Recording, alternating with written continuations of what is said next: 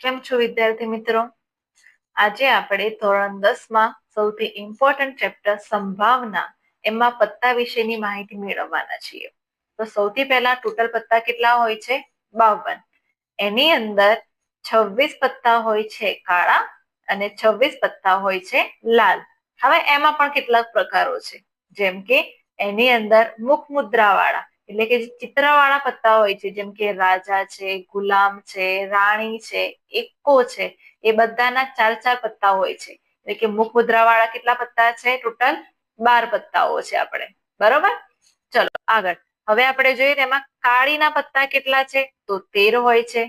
ફલ્લીના પત્તા કેટલા હોય છે? 13 હોય છે. લાલના પત્તા કેટલા? 13. અને ચોકટના પત્તા કેટલા થયા? 13. એમ ટોટલ 52 પત્તા આપણને આપેલા હોય છે. તમારે આ યાદ રાખવાના છે. એનું ઓલરેડી નીચે આપણે મૂકેલું છે વિસ્તારમાં માહિતી, એનો આકાર પણ તમે જોઈ શકો છો.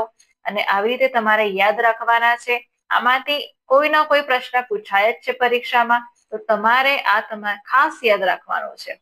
તો તૈયાર કરી લેજો. Thank you.